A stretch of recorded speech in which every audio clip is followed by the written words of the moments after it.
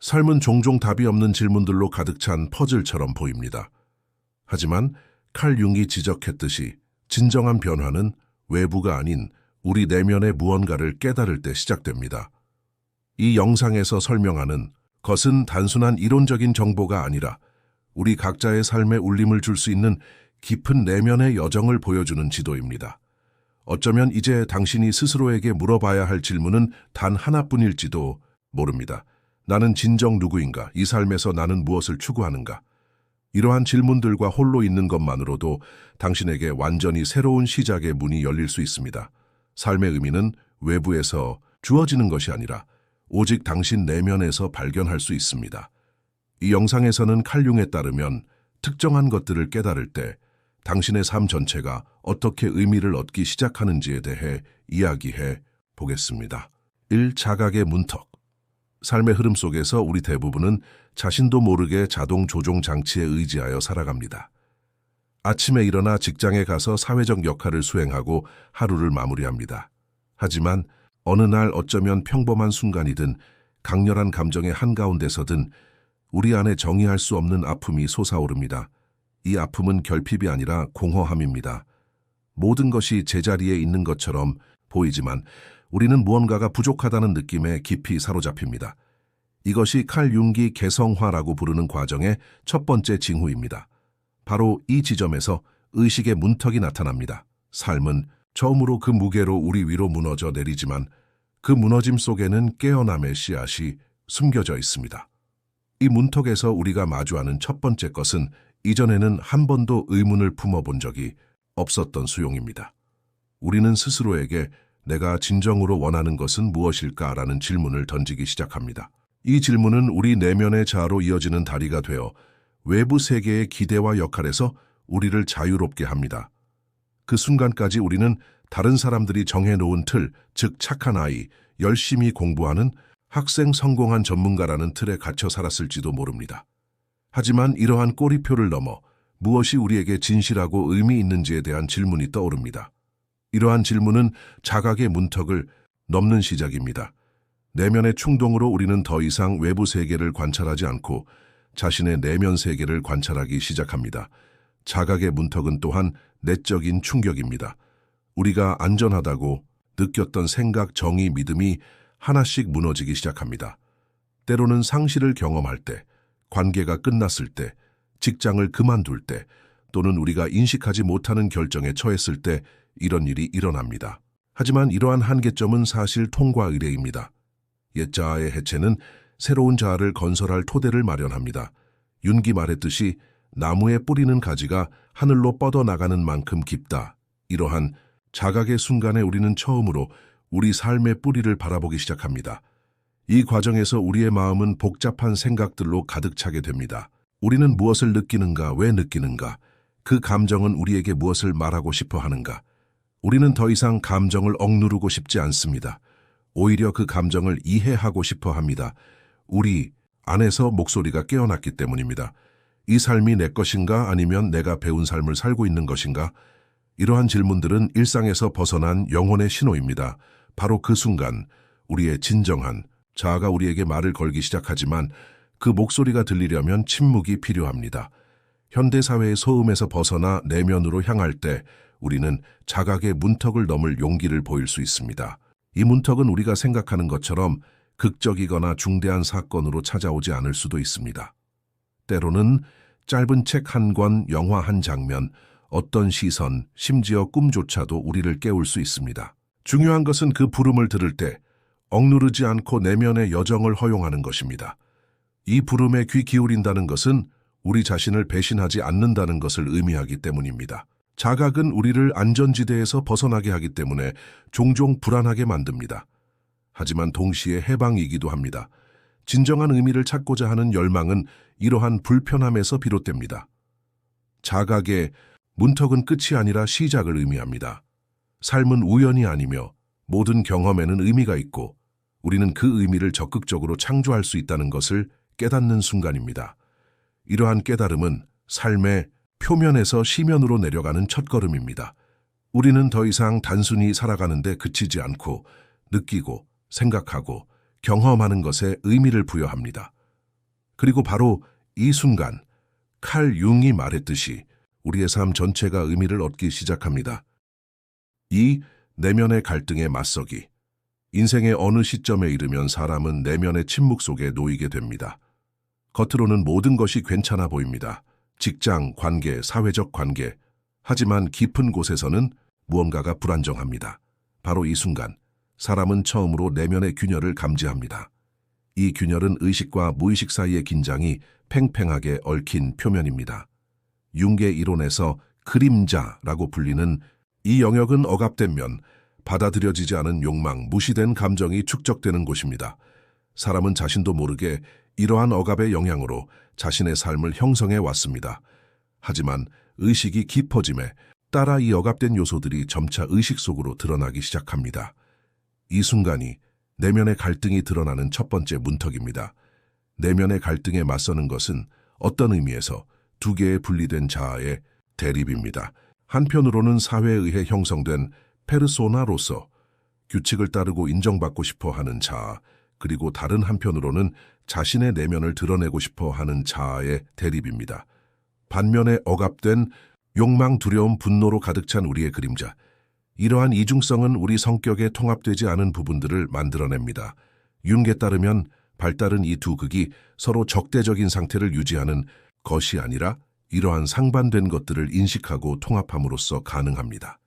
하지만 이 과정은 고통스럽습니다. 사람은 자신이 좋아하지 않는 자신의 모습과 마주하고 싶어 하지 않습니다. 질투, 오만, 증오, 비겁, 권력욕과 같은 감정은 대개 거부됩니다. 하지만 내면의 평화는 이러한 모습들을 억누르는 것이 아니라 솔직하게 받아들이고 변화시킴으로써 가능합니다. 이러한 대립 과정은 사람을 감정적, 정신적 위기에 빠뜨릴 수 있습니다. 이전에 진실이라고 믿었던 가치들은 의문을 제기받고 자신에 대해 만들어낸 이야기들은 풀리기 시작합니다. 자신이 생각하는 자신과 진정한 자신 사이에는 엄청난 간극이 생깁니다. 이러한 자각은 처음에는 평화를 가져다 주지 않고 오히려 불편함을 가져옵니다. 자아가 쌓아 올린 편안한 구조가 흔들리기 때문입니다. 내면의 갈등에 맞서려면 책임감을 가져야 합니다. 외부 사건, 사람 또는 운명을 탓하며 지속할 수 있는 삶의 방식은 더 이상 존재하지 않습니다. 그 사람은 자신이 겪는 많은 어려움들이 자신 내면에 해결되지 않은 문제들의 반영임을 깨닫습니다. 이 단계에서 그 사람은 피해자 심리를 버리고 자신의 내면적 리더십을 발휘하기 시작합니다. 그는 자신의 그림자 속에 숨겨진 잠재력을 깨닫습니다. 억눌렀던 분노는 용기로 변하여 자신을 움직일 수 있게 하고, 두려움은 깊은 직관으로 발전하며 질투는 자신의 가치를 발견하는 데 도움이 될 수 있습니다. 이 시점에서 갈등은 더 이상 위협이 아닌 기회로 여겨집니다. 이러한 대면 과정은 개인의 변화뿐만 아니라 건강한 관계를 맺는 데에도 기반이 됩니다. 왜냐하면 자신의 어둠과 화해하지 않는 한 타인의 어둠과도 건강한 관계를 맺을 수 없기 때문입니다. 그는 끊임없이 외부 투사를 합니다. 즉, 자신 안에 억눌렀던 면들을 눈앞에 있는 사람들에게 귀속시킵니다. 융은 이를 투사라고 부릅니다. 내면의 갈등을 해결하지 못한 사람은 외부 세계를 자신의 내면의 폭풍의 현장으로 만듭니다. 하지만 이러한 갈등을 인식할 용기가 생기면 그 사람은 자신과 타인 모두와 더 깊고 진정한 관계를 맺을 수 있습니다. 더 이상 자신의 어둠을 부정할 필요가 없기 때문입니다. 그는 자신의 어둠을 인식하고 이해했으며 변화시키기 시작했습니다. 내면의 갈등에 맞서는 것은 개인 발달에 없어서는 안 될 단계입니다. 이러한 대립은 쉽거나 단기간에 끝나지 않습니다. 종종 수년간의 내면적 노력이 필요합니다. 하지만 이러한 노력은 사람을 피상적인 삶에서 깊은 삶으로 이끌어줍니다. 내면의 어둠을 받아들이는 사람은 이제 타인의 승인 없이도 자신의 내면의 나침반으로 항해할 수 있습니다. 윤기 말했듯이 어둠에 맞서지 않는 사람은 삶을 외부를 향한 전쟁 속에서 보냅니다. 그러나 어둠과 화해하는 사람은 삶과 조화를 이루며 춤을 추기 시작합니다. 그리고 바로 그 순간 삶은 처음으로 진정한 의미를 얻기 시작합니다. 3. 진정한 자기인식. 진정한 자기인식은 개인 발달에서 가장 깊고 어려운 단계입니다. 이 과정에서 사람은 더 이상 외부 상황이나 과거 사건만을 분석하는 데 만족하지 않고 자신의 내면 세계의 본질을 향해 나아갑니다. 그러나 자신을 안다는 것은 단순히 나는 내가 누구인지 안다 라는 문장이 아닙니다. 윤기 말했듯이 진정한 자아는 의식 너머에 존재하며 무의식과 크게 얽혀있는 다층적인 구조입니다. 사람은 자신을 알게 되면서 자신이 처음 생각했던 사람이 아니라는 것을 깨닫습니다. 그의 직업, 가족력, 그가 가진 가치관도 그를 완전히 정의할 수 없습니다. 이러한 깨달음은 그 자체로 하나의 전환점입니다. 나는 누구인가? 라는 질문은 더 이상 지적인 질문이 아니라 실존적 욕구가 됩니다. 진정한 자기인식은 또한 개인이 그림자를 넘어 자신의 본질을 발견하는 것입니다. 이 본질은 사람이 태어날 때부터 지니고 있지만 종종 환경의 기대에 의해 억압되고 형성되는 자아의 원초적인 상태입니다. 윤은 이 본질을 자기라고 부르며 개인의 전체론적 존재로 정의합니다. 자신의 본질을 인식하기 시작한 사람은 이제 사회가 인정하는 측면뿐만 아니라 자신의 두려움, 모순, 그리고 연약함과도 화해해야 합니다. 이를 위해서는 심리적으로 큰 개방성과 용기가 필요합니다. 사람은 자신의 어두운 측면을 인식하지 않고서는 내면의 빛을 진정으로 발견할 수 없기 때문입니다. 그리고 이러한 발견은 종종 내면의 침묵 속에서 혼자 일어납니다. 이 과정에서 사람은 타인의 정의에 따라 사는 것을 거부하기 시작합니다. 나는 좋은 사람이 되어야 한다. 나는 성공해야 한다. 나는 모든 사람을 기쁘게 해야 한다. 와 같은 고정관념은 이전의 기능을 잃습니다. 진정한 자에 접근하는 사람은 그러한 자동적인 행동 뒤에 숨은 두려움과 욕구의 의문을 품습니다. 나는 왜 끊임없이 인정받으려 하는가? 내가 정말로 하고 싶은 것은 무엇인가? 내가 진정으로 꾸었던 꿈은 무엇이었고 다른 사람들은 나를 위해 어떤 꿈을 꾸었는가? 와 같은 질문들은 그 사람을 자신의 본질에 더욱 가까이 다가가게 합니다. 이 시점에서 그 사람은 타인의 눈이 아닌 자신의 내면의 렌즈를 통해 자신을 바라보는 법을 배웁니다. 그 순간까지 지니고 있던 많은 정체성들이 점차 사라지고 어쩌면 처음으로 고요하지만 깊은 내면의 평화를 경험하게 됩니다. 진정한 자아를 알아가는 과정은 개인의 내면 세계뿐만 아니라 외부 세계의 관계와 삶의 방식에도 큰 변화를 가져옵니다. 더 이상 타인의 가면이 아닌 자신의 본질에 의지하게 됩니다. 피상적인 대화 대신 깊은 관계를 맺고자 합니다. 관계에서 어떤 역할을 하려는 욕구를 포기합니다. 있는 그대로의 모습과 자신이 원하는 모습 사이에는 아무런 차이가 없습니다. 이는 그들을 더 단순하지만 더 진실된 삶으로 이끌어줍니다. 가면을 벗지 않으면 진정한 소통은 불가능하다라는 융의 말을 확신하며 이제 사람은 자신의 가면을 벗고 타인의 가면을 볼 용기를 얻습니다. 이는 영적 성숙의 기본적인 지표입니다. 하지만 이 과정에서 어느 정도의 상실은 불가피합니다. 자신의 본질에 가까워지면서 어떤 환경, 관계 혹은 습관들이 더 이상 자신에게 도움이 되지 않는다는 것을 깨닫게 됩니다. 이러한 자각은 처음에는 외로움을 더하게 만들 수 있습니다. 하지만 이 외로움은 인위적인 유대감의 해체에서 비롯되는 정화의 외로움입니다.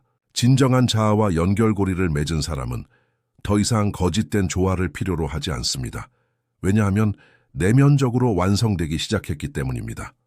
그 시점에 이르면 외부의 조건이나 인정이 그 사람의 자존감을 결정하지 않습니다. 이는 생각, 행동, 그리고 감정 모두에서 그들을 해방시킵니다. 진정한 자아는 더 이상 단순한 개념이 아니라 살아있는 현실이 됩니다. 진정한 자아를 알아가는 것은 충격적이지만 삶 전체를 바꾸는 깊은 의미를 지닌 과정입니다. 이 여정에서 사람은 자신과 삶 모두와 더욱 진실된 관계를 맺게 됩니다. 자신을 더 많이 알수록 타인을 더 잘 이해하게 됩니다. 인간의 본성을 겉모습뿐 아니라 내면에서도 경험하게 되기 때문입니다. 바로 이 지점에서 융의 심오한 말이 공감을 불러일으킵니다. 이것을 깨닫는 순간 당신의 삶 전체가 의미를 갖기 시작합니다. 진정한 의미는 어딘가에서 발견되는 것이 아니라 우리 자신의 본질을 만날 때 비로소 드러나기 때문입니다. 사앗, 영혼 깊숙이 들어가기.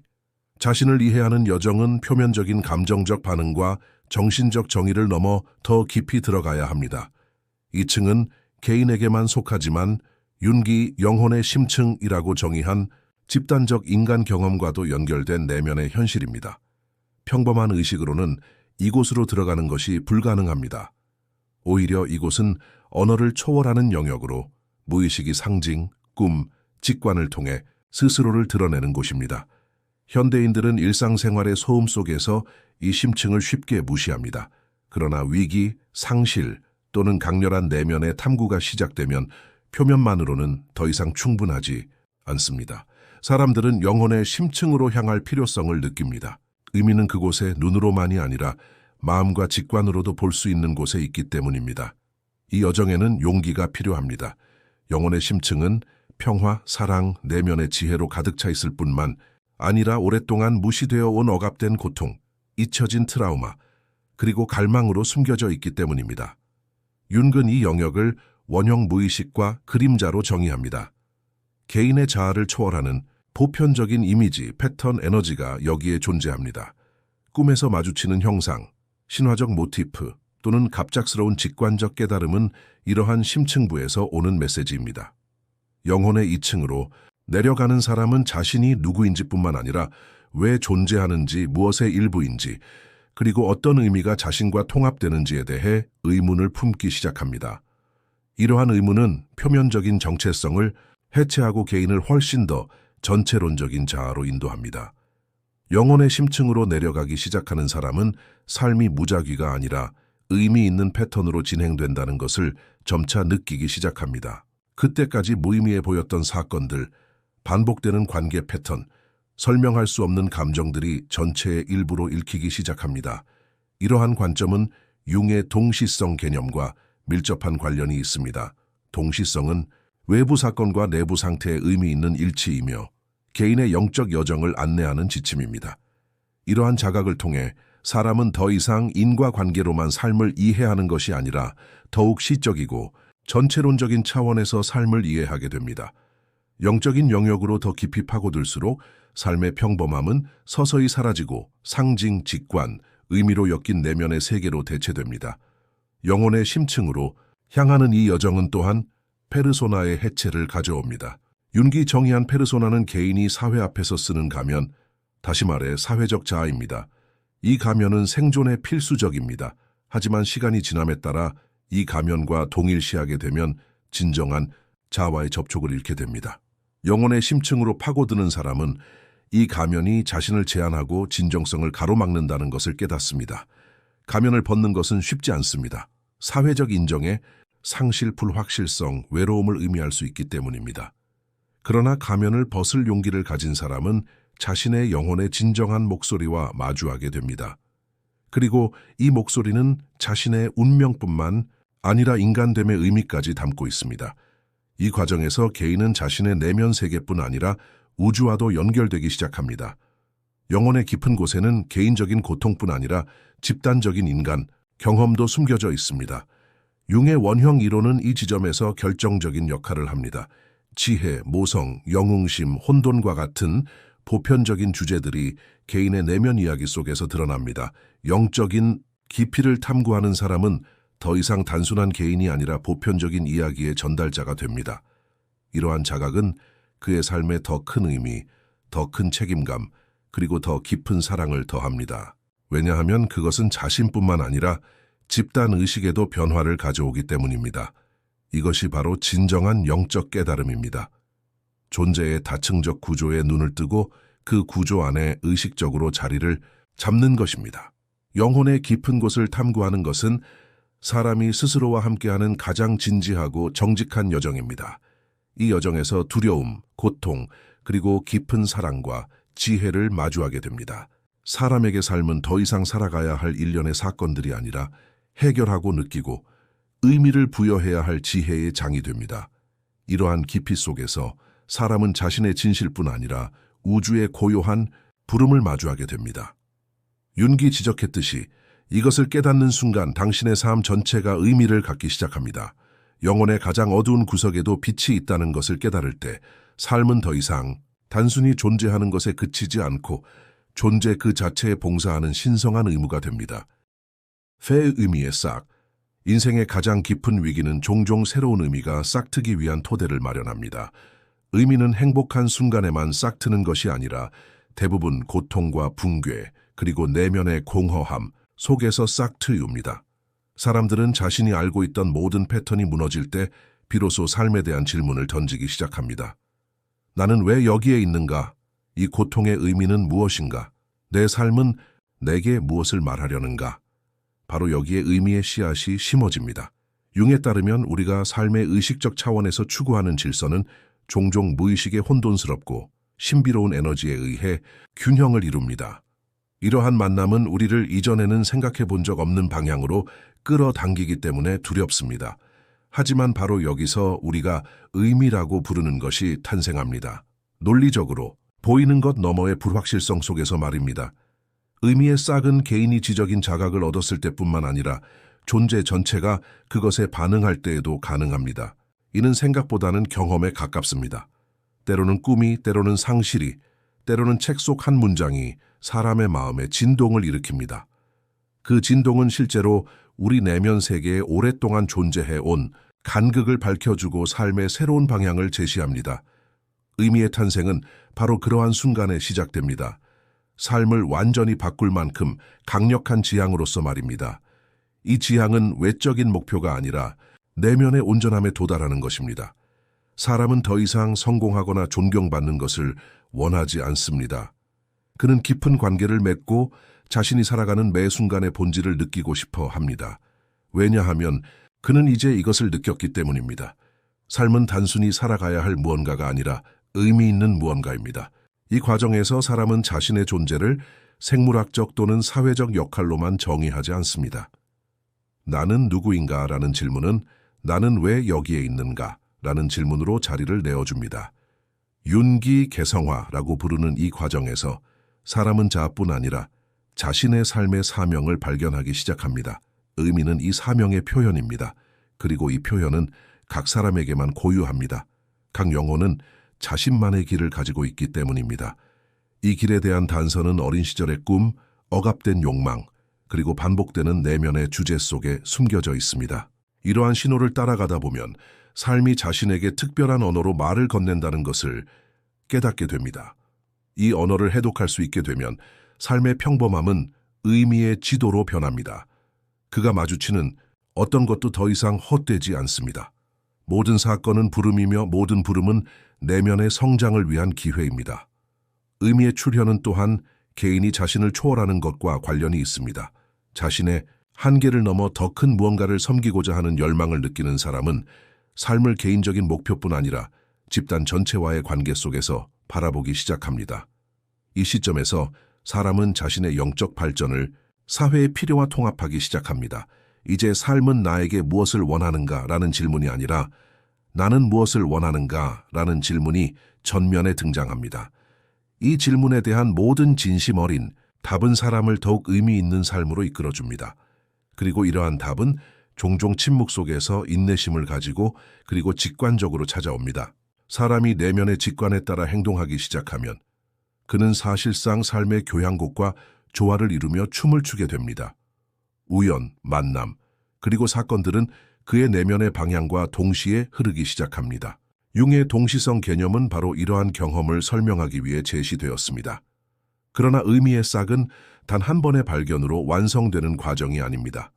이는 평생 지속되는 깨달음입니다. 의미를 찾은 사람은 때때로 다시 길을 잃은 듯한 느낌을 받습니다. 여기서 중요한 것은 의미가 고정된 구조가 아니라 살아있고 변화시키는 관계라는 것을 깨닫는 것입니다. 삶이 변하고 사람들이 변함에 따라 의미 또한 재구성됩니다. 따라서 의미를 찾는 여정은 하나의 여정입니다. 때로는 앞으로 나아가고 때로는 멈추지만 결코 완전히 끝나지 않습니다. 각각의 새로운 경험은 의미의 또 다른 층을 드러냅니다. 일단 의미를 느끼면 사람은 그것을 잃고 싶어 하지 않습니다. 의미는 영혼의 자양분일 뿐만 아니라 영혼의 방향이기도 하기 때문입니다. 그 방향을 잃으면 아무리 외적으로 성공했더라도 내면의 공허함을 없앨 수 없습니다. 의미에 싹은 사람이 자신의 어둠을 용기 있게 바라보고 단순히 살기 위한 삶이 아니라 깊은 이해를 바탕으로 삶을 살고자 하는 열망에서 시작됩니다. 이 싹은 쉽게 자라지 않습니다. 주의, 인내, 그리고 시간이 필요합니다.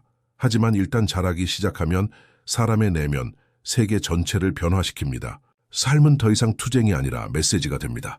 모든 사건, 모든 사람, 모든 감정, 이 모든 것이 스승이 됩니다. 이것이 바로 윤기 말하는 이것을 깨닫는 순간 당신의 삶 전체가 의미를 갖기 시작한다는 문턱입니다. 바깥 세상에서 무슨 일이 일어나든 당신의 내면 세계는 나침반을 얻게 됩니다.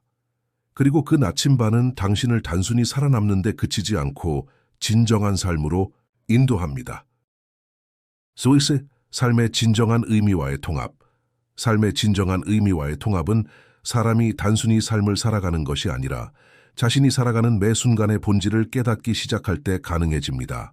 현대인의 사고방식은 주로 외부 세계에 집중되어 있기 때문에 이러한 자각은 일반적인 의식 상태에서는 포착될 수 없습니다.